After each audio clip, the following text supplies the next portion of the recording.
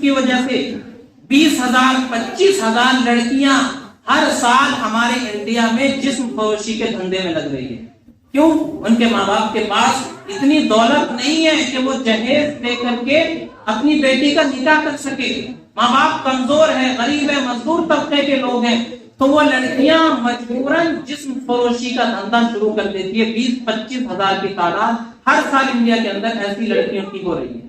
الحمدللہ رب العالمین والصلاة والسلام علی سید الانبیاء والمرسلین وعلى آله وأصحابه أجمعين. أما بعد فأعوذ بالله من الشيطان الرجيم. بسم الله الرحمن الرحيم. وأنكحوا الأيام منكم والصالحين من عبادكم وإمائكم إن يكونوا فقراء يغنهم الله من فضله والله واسع عليم. صدق الله العظيم.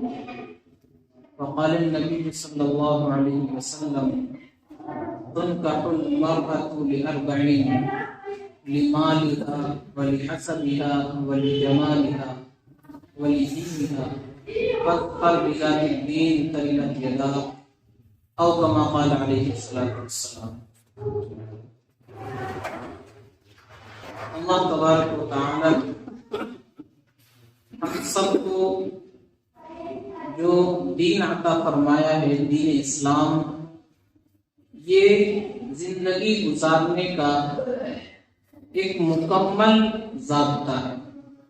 انسان کی زندگی میں جو بھی ضرورتیں ہوں گی ان تمام ضرورتوں کو پورا کرنے کا طریقہ مذہب اسلام کے اندر بتایا گیا ہے.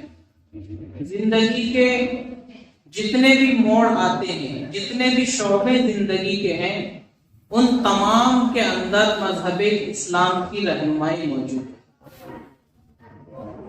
کوئی بھی لمحہ زندگی کا ایسا نہیں ہے کہ اس میں انسان کو ہدایت کی ضرورت ہو، رہنمائی کی ضرورت ہو اور مذہب اسلام کے اندر اس لمحے کی رہنمائی موجود نہ ہو. ایسا زندگی کا کوئی لمحہ انسان کا نہیں. انسان کے اندر جو خواہشات ہیں اس کو پورا کس طریقے سے کرے انسان، تو اس کے لیے اللہ نے، شریعت نے نکاح کا راستہ رکھا ہے کہ انسان نکاح کرے اور اپنی شریک حیات سے اپنی خواہش کو پورا کرے. نکاح کس طریقے سے کیا جانا چاہیے، نکاح کرنے میں کن چیزوں کا خیال رکھنا چاہیے، نکاح جب کیا جائے کسی لڑکے سے یا لڑکی سے کیا دیکھ کر کرنا چاہیے، یہ تمام طریقے مذہب اسلام کے اندر موجود ہے. اللہ تبارک و تعالیٰ نے حکم دے دیا، پیارے نبی صلی اللہ علیہ وسلم نے مکمل رہنمائی فرما دی. پیارے نبی صلی اللہ علیہ وسلم نے خود بھی متعدد نکاح فرمائے، اپنی بیٹیوں کا نکاح فرمایا اور صحابہ کرام رضوان اللہ علیہم اجمعین کے نکاح بھی آپ کے سامنے ہوئے. تو مکمل طریقہ موجود ہے.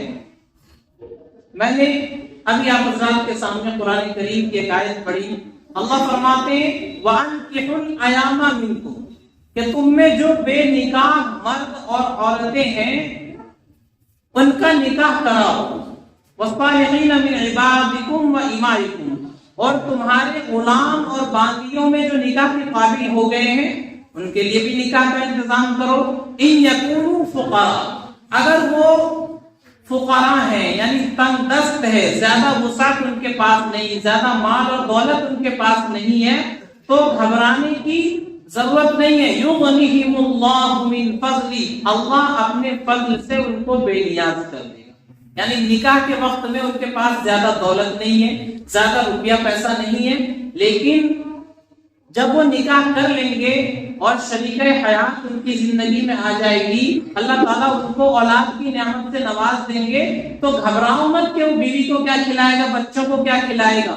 اللہ تبارک و تعالیٰ اس کا بھی انتظام فرما دیں گے. اللہ تعالیٰ اپنے فضل سے اس کی جتنی بھی ضرورتیں ہوں گی بعد کی وہ پورا فرماتے رہیں گے. واللہ واسع علیم، اللہ تعالیٰ بڑے وسعت والے ہیں، جاننے والے ہیں اللہ تعالیٰ کہ کس کو کب دینا ہے، کتنا دینا ہے، اللہ کو معلوم ہے۔ تو تمہیں اس میں گھبرانے کی ضرورت نہیں ہے۔ جو بے نکاحی عورتیں ہیں یا مرد ہیں جن کا ابھی تک نکاح نہیں ہوا ہے اور وہ نکاح کے قابل ہو گئے تو ان کا نکاح کراؤ، ان کے نکاح کا انتظام کراؤ، یہ اللہ تبارک و تعالیٰ نے حکم دیا۔ اب نکاح کے اندر کن چیزوں کا خیال رکھنا چاہیے، کیا دیکھ کر کے ایک لڑکے کو ایک لڑکی کو چننا چاہیے، نبی علیہ الصلوۃ والسلام نے مکمل رہنمائی حدیث مبارکہ میں فرما دی۔ فرمایا اللہ کے نبی نے، میں نے جو ابھی روایت پڑھی، تنکح المرأۃ لأربع، جب کسی لڑکی سے نکاح کیا جاتا ہے تو 4 چیزیں دیکھی جاتی ہیں۔ لمالها، سب سے پہلے ایک نمبر پر اللہ کے نبی نے ارشاد فرمایا کہ اس کا مال دیکھا جاتا ہے۔ کچھ لوگ تو ہیں جو مال اور دولت دیکھ کر کے نکاح کرتے ہیں کہ اس کے پاس اتنی دولت ہے اور اتنی زمین جائیداد اس کے باپ کی طرف سے اس کو ملنے والی ہے، تو مال دیکھ کر کے کچھ لوگ نکاح کرتے ہیں۔ دوسری چیز ولحسبها، کچھ لوگ اس لڑکی کا خاندان دیکھ کر کے نکاح کرتے ہیں کہ بڑے اونچے خاندان کی ہے، بڑے گھرانے کی لڑکی ہے اور ان کا خاندان بڑا مشہور ہے، ان کے باپ دادا بڑے لوگ ہیں، تو خاندان کو دیکھ کر کے کچھ لوگ نکاح کرتے ہیں۔ تیسری چیز فرمایا کہ جمالها، کہ انسان خوبصورتی کو دیکھ کر کے نکاح کرتا ہے کہ لڑکی خوبصورت ہے، حسین و جمیل ہے، اچھی شکل و صورت والی ہے، تو یہ چیز دیکھ کر بھی انسان نکاح کرتا ہے۔ اور چوتھی چیز فرمایا ولدینہا، کہ کچھ لوگ ہیں جو دینداری کو دیکھ کر کے نکاح کرتے ہیں کہ لڑکی دیندار ہے، نماز روزے کی پابند ہے، پردے کا خیال رکھتی ہے، اس کے اخلاق، اس کا کردار بہت اچھا ہے، تو کچھ لوگ یہ دیکھ کر کے نکاح کرتے ہیں۔ اللہ کے نبی نے فرمایا فَاظْفَرْ بِذَاتِ الدِّينِ تَرِبَتْ يَدَاكَ، کہ تم دیندار لڑکی کو حاصل کر لو، کامیاب ہو جاؤ گے۔ دیندار لڑکی سے نکاح کر لو، رشتہ کر لو، اپنی شریک حیات اس کو بنا لو، تم کامیاب ہو جاؤ گے۔ تو اللہ کے نبی علیہ الصلوۃ والسلام نے بالکل صاف الفاظ میں ارشاد فرما دیا کہ نکاح کی بنیاد، چاہے لڑکی کے لیے رشتہ دیکھا جائے یا لڑکے کے لیے رشتہ دیکھا جائے، اس کی بنیاد دینداری ہونی چاہیے۔ سب سے پہلے نمبر پر اس کی دینداری دیکھی جائے، اس کے اخلاق دیکھے جائیں، اس کا کردار دیکھا جائے کہ وہ لڑکا یا لڑکی کتنے دیندار ہیں، نماز روزے کے پابند ہیں یا نہیں، حیا اور شرم ان کے اندر ہے یا نہیں، ان کے اخلاق اور کردار اچھے ہیں یا نہیں، یہ چیزیں دیکھ کر کے نکاح کا پیغام دیا جائے۔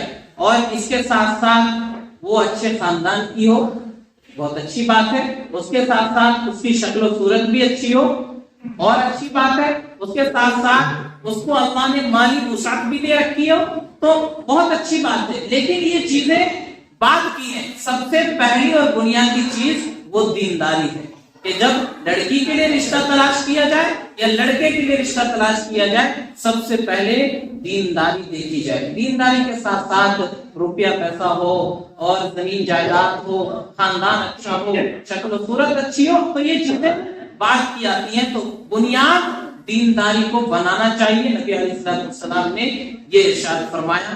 تو یہ اللہ کے نبی کی تعلیم ہے کہ دینداری کی بنیاد پر رشتہ کیا جائے۔ ہم اور آپ اپنے معاشرے میں، سماج میں نظر دوڑائیں کہ ہم کس بنیاد پر رشتہ کرتے ہیں، کس بنیاد پر ہمارے یہاں رشتہ جوڑا جاتا ہے، کس بنیاد پر نکاح کیا جاتا ہے، شادی بیاہ ہوتی ہے۔ سب سے پہلے لڑکی ہو یا لڑکا، سب سے پہلے دولت دیکھی جاتی ہے کہ ہم اس سے نکاح کریں گے، اس سے رشتہ کریں گے تو ہمارے ہاں کتنی دولت لگے گی، حلال ہو یا حرام وہ الگ معاملہ ہے، لیکن ہمارے ہاں دولت کتنی لگے گی، سب سے پہلے نمبر پر یہی چیز آتی ہے۔ کسی لڑکی کی طرف سے اگر رشتے کا پیغام آئے تو لڑکے والے پوچھتے ہیں کیا سب ملے گا، کیا لین دین ہوگا، تو سب سے پہلا سوال یہی ہوتا ہے۔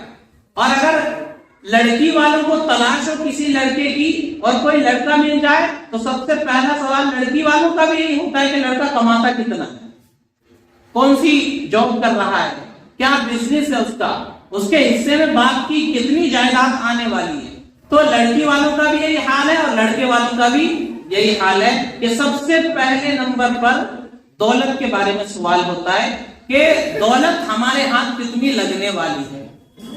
اللہ کے نبی فرمانے کہ دیندار عورت کو لے کر کے کامیاب ہو جاؤ، اور ہم اور آپ سب سے پہلے نمبر پر دولت کو رکھ دیتے ہیں. وہ لڑکی دیندار ہے یا نہیں، اخلاق و کردار اس کا کیسا ہے، یہ چیزیں بھول جاتے ہیں. اس کا نمبر آتا ہے سب سے بعد میں، جب ساری بات ہو جاتی ہے کہ اتنا اتنا آپ کو حرام کا ملنے والا ہے اور اتنا اتنا بینک بیلنس آپ کو مل جائے گا، تب اس کے بعد پوچھتے ہیں لڑکی نے قرآن پڑھا یا نہیں.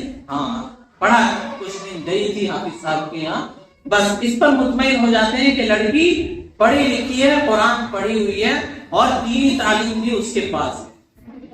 کیونکہ روپے پیسے سے مطلب تھا، وہ ہاتھ لگ گیا، اس کے بعد اس نے قرآن پڑھا یا نہیں پڑھا، نماز اس کو آتی یا نہیں آتی ہے، شرم و حیا اس کے اندر ہے یا نہیں، پردے کا خیال کرتی یا نہیں، یہ سب چیزیں دیکھ لیں گے. ہمارے گھر میں آئے گی تو ٹھیک ہو جائے گی.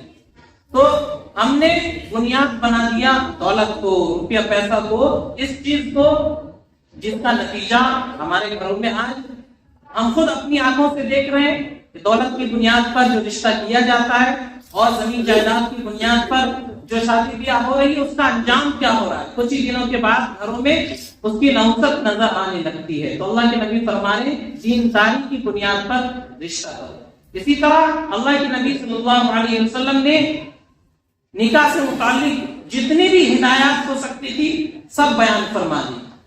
اللہ کے نبی نے فرمایا کہ سب سے بابرکت نکاح وہ ہے جس کا خرچ سب سے کم ہو. ان اعظم النکاح برکۃ ایسرہ مؤونہ، جس کا خرچ سب سے کم ہو وہ نکاح سب سے بابرکت ہے. جو سادگی کے ساتھ کیا گیا ہو اور بالکل آسانی کے ساتھ کیا گیا ہو، اس میں فضول خرچی نہ کی گئی ہو، وہ نکاح سب سے بابرکت ہے. ہم کیا سمجھتے ہیں؟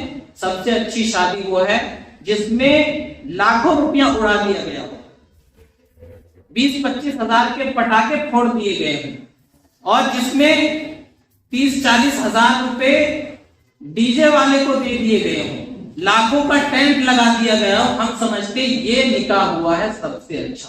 یہ شادی ایسی ہوئی ہے کہ اس کا جوڑ تو پورے محلے میں ہے. آج تک کسی نے ایسی شادی نہیں کی جیسی ہم نے کر کے دکھائی. تو ہم یہ سمجھتے ہیں کہ یہ نکاح ہمارا سب سے اچھا ہوا. اللہ کے نبی نے فرمایا کم خرچ والا بابرکت نکاح ہے. ہم سمجھ رہے ہیں زیادہ خرچ والا اچھا نکاح ہے.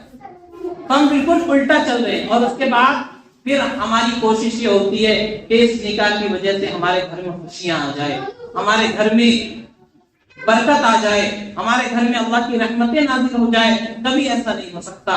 آدمی کام کرے الٹے اور چاہے کہ اس کا نتیجہ اچھا ہو جائے، ایسا نہیں ہو سکتا. ببول کا درخت لگائے گا تو اس پر ببول ہی آئیں گے، اس پر پھل نہیں آئیں گے. تو ہم کام تو غلط کر رہے ہیں، وہ کام کر رہے ہیں جس پر اللہ کا غضب نازل ہوتا ہے، جس پر اللہ اور اس کے رسول ناراض ہوتے ہیں. اور ہم چاہتے ہیں کہ اللہ کی رحمتیں ہمارے گھر میں نازل ہو، اللہ کی طرف سے برکتیں ہمارے مال میں ہو اور ہمارا گھر خوشیوں کا گہوارہ بن جائے، ہمارے گھر کے اندر سکون، چین، اطمینان ہو. تو ایسا نہیں ہو سکتا. اس کے لیے ہمیں وہ طریقہ اپنانا پڑے گا جس پر اللہ کی مدد آتی ہے، جس پر اللہ کی طرف سے رحمت آتی ہے، برکت نازل ہوتی ہے.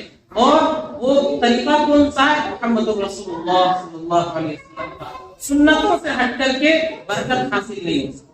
جب تک سنتوں کو نہیں اپنائیں گے برکتیں ہمیں نصیب نہیں ہوں گی، اللہ کی رحمتیں ہمارے گھر میں نازل نہیں ہوں گی. تو اللہ کے نبی نے فرمایا سب سے بابرکت نکاح وہ ہے جس کا خرچ سب سے کم کیا گیا ہو. دینداری کو بنیاد بنا کر کے سنت طریقے پر اگر ہم اپنے بچوں کا نکاح کریں گے تو انشاءاللہ اس کی برکتیں ہمارے گھر کے اندر نظر آئیں. اللہ کی طرف سے رحمتیں نازل ہوں گی اور ہمارے معاملات آسان ہو جائیں گے، پریشانیاں ختم ہو جائیں گی. اور سنت کے خلاف ہم جتنا چاہے پیسہ اڑا دے شادی میں، لیکن سنت کا خیال نہیں رکھا گیا، دینداری کی بنیاد نہیں بنائی گئی، دینداری کو بنیاد بنا کر کے رشتہ نہیں کیا گیا، ہم کتنا ہی پیسہ ہم نے اڑا دیا ہو اس رشتے کے اندر برکت نہیں ہوگی، اللہ کی طرف سے رحمت اس کے اندر نازل نہیں ہوگی. تو ہمیں اور آپ کو چاہیے کہ ہم سنت طریقے کے مطابق دینداری کی بنیاد پر رشتہ کریں، انشاءاللہ اس کی برکتیں ہمارے گھروں میں نازل ہوں گی۔ اللہ کے نبی صلی اللہ علیہ وسلم نے تمام ہدایتیں عطا فرما دی۔ تو شادی بیاہ کے اندر بہت ساری رسومات اور تکلفات ہم نے خود داخل کر دی ہے، جس کی وجہ سے آج شادی کرنا سب سے زیادہ مشکل کام ہو گیا۔ حالانکہ اسلام نے اس کو سب سے زیادہ آسان رکھا، لیکن ہم نے اس کو اتنا مشکل بنا دیا کہ بچی کی پیدائش گھر میں ہوتی ہے، اسی وقت سے ماں باپ ٹینشن میں آ جاتے ہیں کہ اب اس لڑکی کا ہمیں رشتہ بھی کرنا ہے، اس کے لیے سامان بھی انتظام کرنا ہے، اس کے لیے زیورات کا بھی انتظام کرنا ہے۔ ابھی بچی چھوٹی ہے، پیدائش ہی ہوئی ہے کہ لیکن ماں باپ کو، گھر والوں کو، گارجین کو ٹینشن شروع ہو جاتی ہے کہ اس کا رشتہ ہم کیسے کریں گے، کہاں سے اتنی دولت لائیں گے۔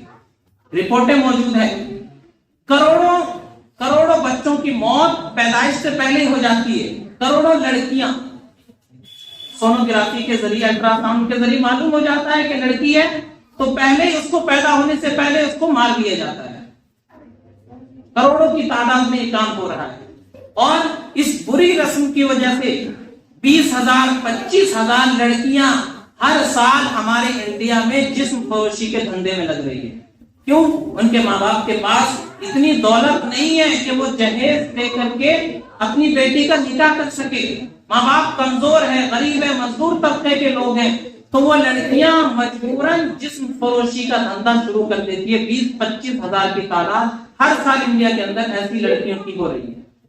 ہم اور آپ سوچیں کہ ہم نے اس رسم کو اتنا بڑھاوا دیا اور اتنا زیادہ رواج دیا کہ جس کی وجہ سے اتنا سارا فساد ہمارے معاشرے کے اندر پھیل رہا ہے۔ تو جہیز کی رسم کی وجہ سے بہت ساری برائیاں معاشرے کے اندر جنم لے رہی ہے۔ اللہ کے نبی نے فرمایا تھا، جب تمہارے پاس کوئی رشتہ آئے اور اس کے اخلاق سے، اس کی دینداری سے تم مطمئن ہو تو فوراً رشتہ کر دو۔ اگر رشتہ نہیں کرو گے تو بہت بڑا فساد زمین کے اندر برپا ہوگا۔ وہ فساد یہی ہے کہ لڑکیاں غلط راستے پر چل پڑی ہیں، لڑکیاں اس بیجا رسم کی وجہ سے، بہت ساری لڑکیاں اپنے دین کو چھوڑ رہی ہیں، اپنے مذہب سے دور ہو رہی ہے، غیر لوگ اس کو لالچ دے کر کے اپنی طرف مائل کر رہے ہیں۔ اس کے بعد ہم رو رہے ہیں کہ ہماری لڑکیاں اسلام کو چھوڑ رہی ہیں، ہماری لڑکیاں غیروں کے ساتھ جا رہی ہے۔ تو اس میں جہاں ان لڑکیوں کا، ان کے والدین کا، ان کی تربیت کا قصور ہے، وہیں اس معاشرے کے مالدار لوگوں کا بھی قصور ہے کہ انہوں نے اپنی شادیوں میں فضول رسموں کو اتنی زیادہ جگہ دے دی کہ اب غریب لوگوں کے لیے اپنی لڑکی کا نکاح کرنا مشکل ہو گیا۔ تو ہمیں اور آپ کو چاہیے ہم اسلامی شریعت کے مطابق شادی بیاہ کریں اور آسان اور مسنون نکاح کو فروغ دے۔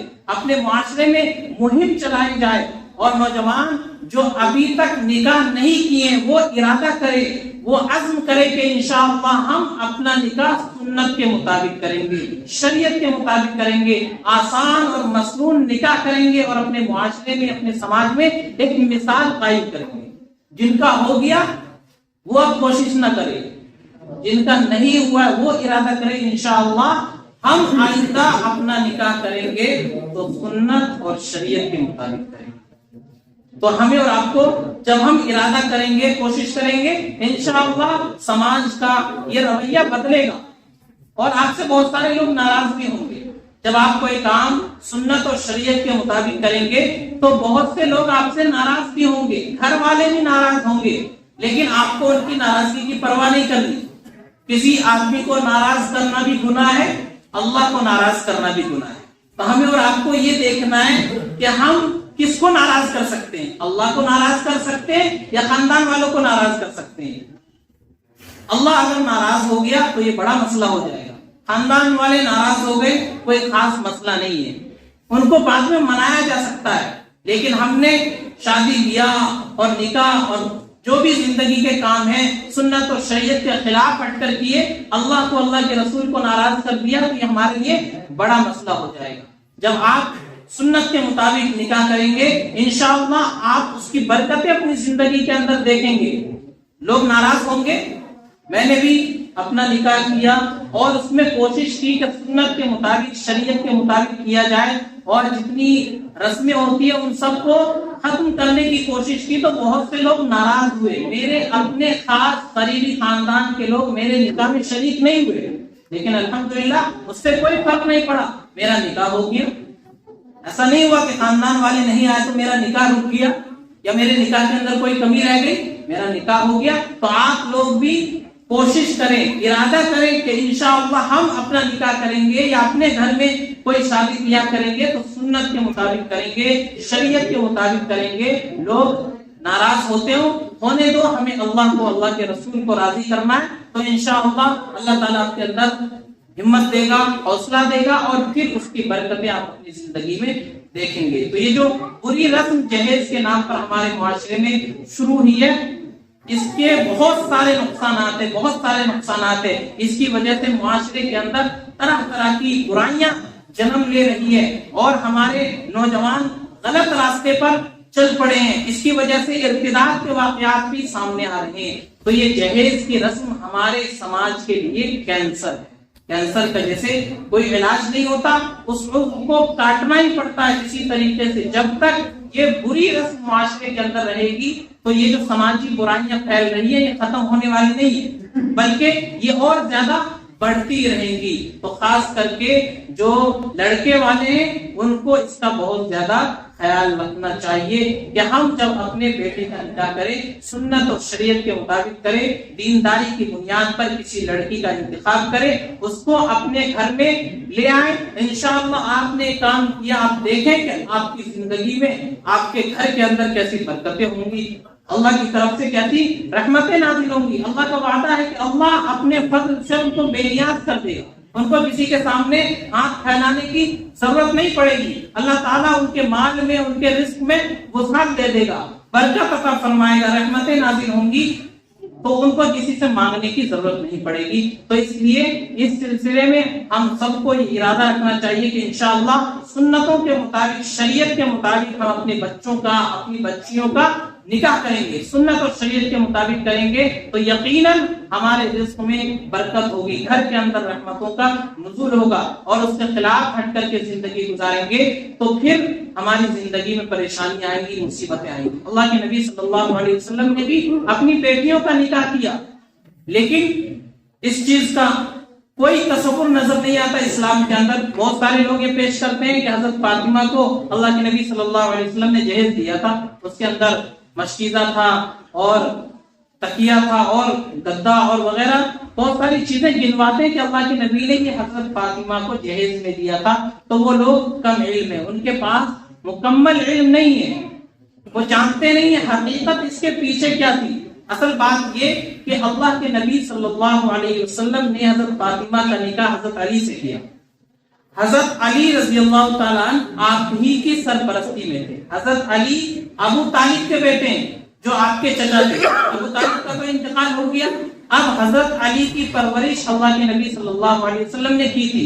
اگر حضرت علی کا نکاح حضرت فاطمہ سے نہ ہوتا, کسی دوسرے سے بھی ہوتا, تو بھی یہ انتظام نبی صلی اللہ علیہ وسلم کو ہی کرنا تھا, کیونکہ وہ آپ کے گارجین تھے اور وہی سرپرست تھے.